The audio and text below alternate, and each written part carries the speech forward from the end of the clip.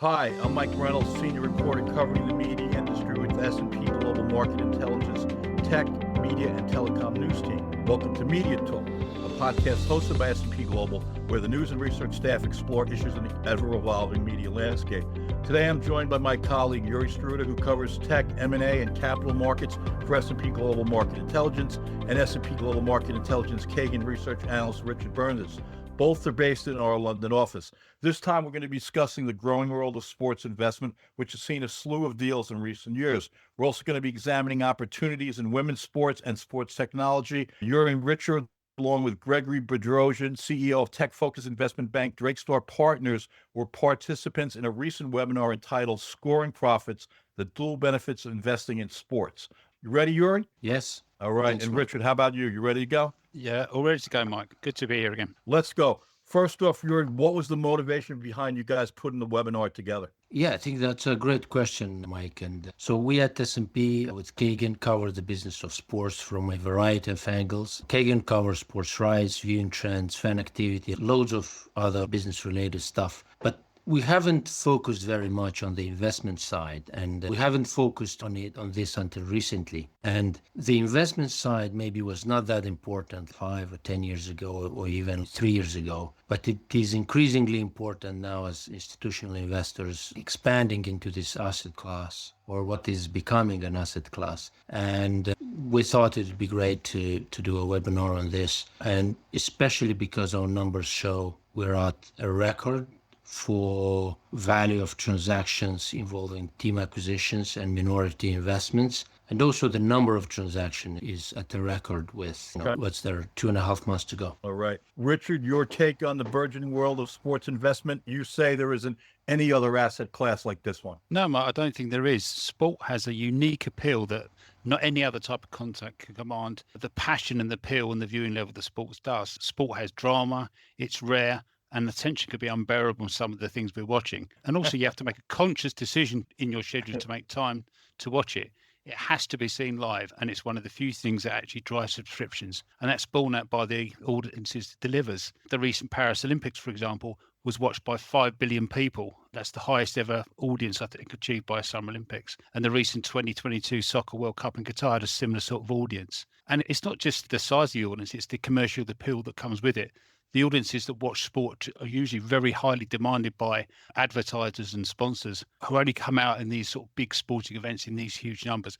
So for me, sport, it has to be watched live. It's rare, it's passionate, it has huge numbers and great economic appeal. Yeah, the live aspect works. It's a communal thing. You're watching the game, you're not turning the channel, therefore you get to see the commercials, and there's affinity toward that as well. All right, Yuri, again, there's been a couple of major deals in the NBA, the Pro Basketball League. Can you talk about that? Yes, you are right. We had the acquisition of the Lakers. It was a majority stake acquisition for a valuation of $10 billion. And you had the Portland Trail Blazers, also in the NBA. And Lakers was a record in terms of the money paid for a team. I think we estimated it, the stake acquisition, at about 8.5 billion, but the valuation of the entire team was 10 billion. Sure. And these two deals basically have propelled deal making to a record high this year. But I would note that it's not just these two deals or any other big deals in the NBA or NFL that have happened, or in European football and soccer. We're also seeing a lot of activity down market with smaller team acquisitions. Our numbers show that the number of deals is also at a record this year, and you have less than 3 months to go in 2025. The numbers could be even higher. We might see more deals by the end of the year.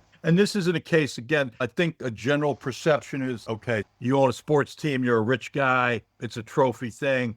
If you're like Steve Cohen, you own the New York Mets, you sit next to the dugout. If you're Jerry Jones and you own the Dallas Cowboys, the TV cameras are on you, like every reaction in the box. But again, we're getting real investment now in terms of sports team, right? This is not just a vanity thing anymore. Yeah, it remains a vanity thing Okay. as well, I would say, but it's not just only a vanity thing now. Maybe in the past this was the case, but now it's changed, moved a little bit from vanity to being, as you said, a veritable investment or a veritable asset class. And you're right, we've been writing about this shift in narrative for a while now. Investors are excited about sports.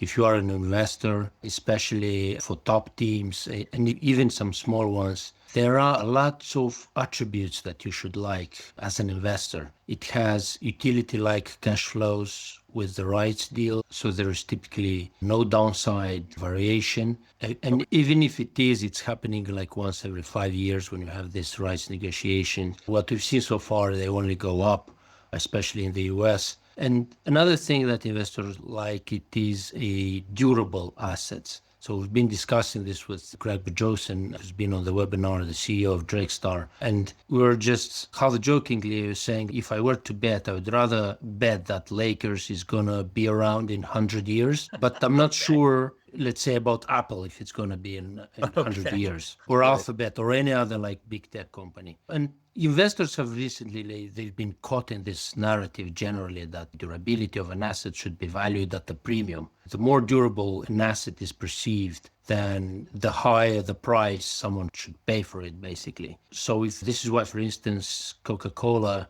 stock may seem expensive on a price to earnings ratio given its sluggish growth, but because Coke is believed to be this durable asset or brand, then this has value in investors' minds. And the same applies to teams in the top leagues. And they also, another thing that's been driving how investors think about them, they are unrepeatable assets. And besides being unrepeatable, another thing is that in investors' minds, teams do not lose their fans, especially diehard fans. So even if team performance is bad for very long stretches, and people keep coming back and they're watching and they're rooting. Maybe exactly right. Maybe in a crazy fashion because things don't get better right away, but still, yeah, there's deep involvement for sure. Yeah, from an economical standpoint of view, it would not make a lot of sense for you to keep buying the same product, even if the product is lousy. You would move to another product. But here, you basically, if you're a diehard fan or fan, you're for life. And the economists call this like inelasticity between product quality and customer demand, which you don't see very much in the broad economy. In other industries, if the quality of products gets worse, where a competitor makes better products at a better price, customers tend to flee. In sports, you don't hear Chicago Bulls fans switching to Lakers because Lakers win and Chicago Bulls loses. And this feature has positive business implications and is attracting institutional investors. As we'll probably talk about this more, but a lot of leagues now allow institutions to buy minority stakes. Right. And you have private equity firms like Arctos Partners, they're focusing specifically on buying minority stakes in teams. I think there's a lot of activity around the world, but U.S. investors seem to be maybe taking a lead role here. Is that right, Yuri? I would say a lead role, and probably it's only them that's driving this interest in sports investing. Americans, of course, are the buyers inside the U.S., and they are also the main buyers for teams outside the US, especially in Europe. In Europe, for example, most of the buyouts of teams, like recent years or past 2-3 decades, the money was mostly coming from Middle East, which still is, and some of the times from Eastern Europe, like Russia. Now you increasingly have US investors buying up sports teams, and especially countries like the UK, Italy, and France. This is a very favorable playground for US investors. And I think what they're doing that is because they see the value in sports in a different way than probably some of the European investors see. I gotcha. Richard, that's been the case for a while, right? U.S. investors have taken stakes in some of the bigger clubs in the Premier League, the top soccer circuit in the U.K. Oh, yeah, 100% right, Mike. I think over half the teams in the Premier League have American owners. Most famously, the Glazer family owning Manchester United and the Fenway Sports Group owning Liverpool. But as Yuri touched on, you're still seeing some Middle East money around there. Because if you think about Paris Saint-Germain, the European champions, they're Qatari owned based. Manchester City does have investment via Silver Lake. But what you're seeing now, as interesting, is a lot of multi-club ownership cycles. Manchester City, for example, is part of the City Football Group, which owns football clubs around the world. And that delivers economies of scale and profitability and the ability to move players around different clubs and grow their development. Mike, I would add to what Richard said. European teams are mostly bleeding cash. Most of them are not profitable at all. And one of the reasons I think investors see here, they could be betting that they can run these teams in a more efficient manner, as Richard said, by having this multi-club ownership strategy and pooling some of the costs across multiple teams. So in this way, you drive savings. But also, it could also be some sort of a bet that some of these salary caps that have been proposed or trialed, similar to the US leagues, will actually work and lead to business improvement down the road. So they see, let us buy now some of the teams until they are cheap. And then when this thing is going to happen, we're going to improve the business. We're going to have this salary cap. The business for teams is going to improve on a macro basis. Then the valuations of these teams in Europe will also skyrocket. Salary cap's a bad word sometimes, but we'll see how this works. You just alluded to this, and Mr. Bedrosian from Drake Store mentioned this on the webinar. I guess since 2019, major U.S. leagues have opened up investment of private equity groups and minority stakes. This is definitely boosting activity here. Absolutely. And I think that was one of the key regulatory changes that has unleashed this capital. And it, combined with what we've said on this podcast previously about this change in narrative, these two things have led to this strong deal activity. And I think is likely to be continuing for the time being. There are still restrictions. It's not like institutional capital can come and buy everything they want. And there are pretty significant restrictions, especially no institutional capital can own an entire team. They can own minority stakes. But in this way, I think they can team up with private investors that has capital and team up with these private investors that maybe has an idea about how to improve the team and then basically finance some of the team acquisitions. And this is how most of these institutional investors are participating now. All right. You guys had mentioned this earlier. Something that provides steady cash flow is the rights negotiations. Richard, there's been no shortage of deals of late, and I think there's more on the horizons. Can you talk about some of the things that are driving this end of the business? Sure. Certainly in the US, you've seen huge deals around some of the big key sports. Sports rights spending in the US grew 122% from 2015 to 2025, up from 13.8 billion to 30.5 billion. And it's been those long-term deals with the NFL and the NBA that's been driving that. The current deal with the NFL is worth 110 billion for a 10-year deal from 2023, which is a 76% increase on the 31 billion from 2014 to 2022. In Europe, what we're seeing is the media rights values are cooling somewhat. We're seeing some marginal growth, particularly around the sort of the main leagues. Even the Premier League, which is arguably the most profitable league around the world, is seeing some marginal growth, but they're also seeing a lot more games live. So you're seeing it stalling to a certain extent. But I think what's really going to be affecting the sports rights values is the emergence of the streamers coming into the market. And this is something that leagues and federations have been trying to encourage for a long time, because obviously if you have more bidders in the market, the value of the rights go up. So we're seeing Amazon, Apple, DAZN and Netflix all coming onto the scene and adding to those particular valuations and driving prices. But I have to say the streamers have been very clever with what they've done so far. You gave particular kudos on the webinar to what Amazon did with the Premier League. Absolutely. That was a deal that was done before COVID for 3 years. And they gave the deal, I think it was roughly for £30 million. It wasn't a huge deal. They had the rights to 2 complete weekends of live Premier League football. But what Amazon were very clever is they scheduled those weekends around Black Friday and Boxing Day, which are 2 of the biggest commercial days around, I'd argue. So what they learned from that was they got the live viewing data from the Premier League, and they could use that data to funnel their commercial plans afterwards, which I thought was very clever. And that would be some data that Amazon would not have had unless they'd have live sport. Another key component here is social media. Again, marketing platform, fan enthusiast platform. Richard, you think that this is also playing a key role in terms of more investment coming into the various games we love around the world? Yeah, it's without a doubt social media is a key driver for sports, and that's for quite a few reasons. It's becoming more and more influential and more important. Just a couple of things to bear in mind. Social media allows leagues to engage directly with fans in a one-to-one basis and build that one-to-one conversation with a fan. And the same goes with individual athletes. And that builds a personal collection which adds further value and engagement between fan and team or player. It also provides an avenue for marketing, promotion and sponsorship, which enhances the rights values. And it also taps into arguably an audience that TV rights don't have. It's that younger audience, the sort of the teens who are all over TikTok and Instagram. And for them to have that one-to-one conversation with Cristiano Ronaldo or Lionel Messi is so important. And finally, like the Amazon, it's a rich vein of data and analytics for leagues and broadcasters to learn more about their audiences and how to further ingrain their product with them. Let's take a look over to sports technology. This is an up-and-coming area of investment, right, Yuri? What are some of the key segments that investors are putting some dollars behind? Yeah, so we also did, as part of this webinar, a research piece on sports technology.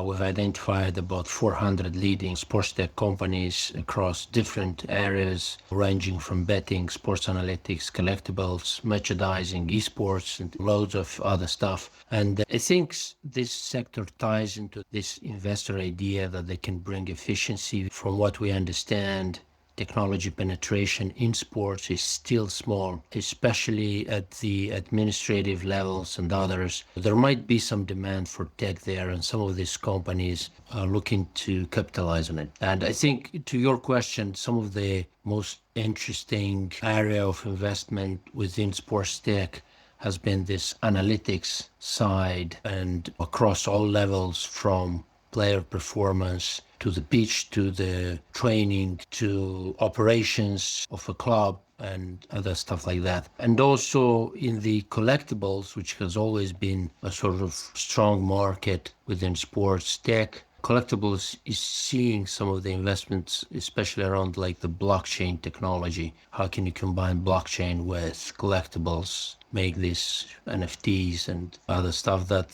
fans could cherish? I think, too, one of the things here is that, as you mentioned, it's cutting across a lot of different segments. And I think what we're seeing in turn is that there's a variety of investors, whether it's PE firms and even athletes themselves.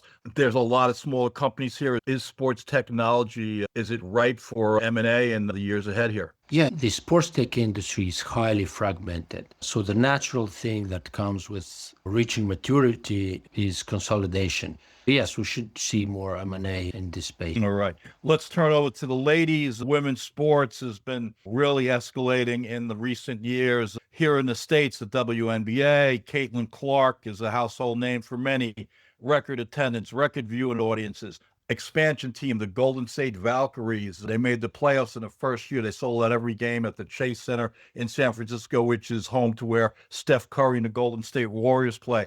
2 more expansion teams coming in next season, and then 3 before the end of the decade. Richard, I'm just curious, over in the UK, is the WNBA a thing? I think it always has some global appeal. It's not unusual to see an NBA shirt in London, Paris, or in Moscow. And I think the links to the NBA are sort of perks of interest, and certainly Caitlin Clark's incredible story. But I have to say, I don't think it's at the heights of the US interest. Over here in Europe and UK, is generally soccer's the number one draw. And Right. even more recently, the Women's Rugby World Cup has drawn some huge viewing across the platforms. The Women's Euros did really well this past summer. Yeah, absolutely. The combined audience was 412 million, and the media rights more than doubled in 2025 compared to the last one in 2022. And it's believed that it delivered 220 million euros of economic boost for the host nation, Switzerland. So it's done really well. And I think just outside that, Nikki Duche, who's the CEO of the Women's Super League, she's been on record of saying they've analysed the viewing to women's soccer now. And it's bringing together to the sport an entirely new audience who weren't interested in soccer before. And that's all come from the success and the growth of women's soccer in terms of visibility. Even sort of some of the teams here, Arsenal, which is arguably one of the most successful women teams in the Premier League, they host all their games at the main Arsenal stadium, the Emirates, where the men play their team. So the growth has been fantastic. And I think you can only see that getting better and better, especially if they just signed a new deal for the live rights with Sky and the BBC. The interest in women's sports just continue to grow. And Yuri, that has translated into, there's been some astronomical growth for women's sports valuations as well. Yeah, and I think you were right. And a lot of the investors, and we see women's sports as a growth story. Men's sports teams are more established and mature, and people know their value better. Women's sports is growing faster, but from very low levels. So some investors are attracted by this risk-reward profile, especially believing this growth that we've seen in recent past with fans and rights is going to continue. It attracts more venture capital-like investors that are willing to take more risk for potentially a higher reward. In men's sports, it's mostly the private equity style financing that is happening, while in women's sports, you have more this venture capital. Yeah, just to follow up on that point, there's a couple of investment groups that stand out than some of the research. Michelle Kang, who owns stakes in the WWSL, also Washington Spirit and Olympic Lyonnais, and also there's a group called Mercury 13, which is an investment group that focuses purely on investment in women's soccer. And that's just bought in interest in Bristol City and also has links with Angel City and San Diego Wave. So, following up on Yuri's point, there are specialist investors that are women-led groups as well. Guys, we're getting to the end here. You guys were asked about, is there a bubble around sports investment? Greg had mentioned price discovery. Yuri, can you just give us a sense for what that means? Yes, so you have some people that say sports is in a bubble, and I said this during the webinar. Others say it's not because of the loads of things that we talked about in this podcast, the growth of sports rights, the investors. And I think we are, as you said, in a price discovery process, and valuations could probably go up for a few more years before settling. What this means is basically previously the capital available to invest in sports teams was limited. Now you have more investors that are allowed to invest in sports teams. You have more money chasing the same, like unrepeatable assets. And as a result of that, you see these valuations. You maybe see like a crystallization of the actual value of teams. So we could argue that for many years, because very few investors or very few investor types were allowed to invest in teams, most of these teams were undervalued. Now that the pool has broadened, you probably have better valuations. Richard, do you think there's a sports bubble, or again, are we in early innings here in terms of the investment wave into sports? I think if sports keeps delivering the audiences and the valuable audiences that it does, you can see those values maintaining, certainly growing a little bit. I'm not sure if there's like substantial growth that we've seen before. I think the key to this is going to be what the streamers add to the mix. Having more competition in there, and unless some of these people have very deep pockets, they could certainly potentially add a little bit more value. And I think there's some interesting developments now around the Champions League, the new deal that's coming up. There's a possibility that they'll be selling the global rights to some of the games. Yep. So for someone like DAZN, who covered the Club World Cup, or Netflix, imagine them having the exclusive global rights to arguably the biggest club game in football. That's a sort of very tantalizing product. But again, I think it's also, for sports, it's getting the media mix right, especially for emerging sports and women's sports. That means exposure on some of the free-to-air channels that everyone can see, but also making the deals with the pay TV and the streamers who have the big checks to pay for.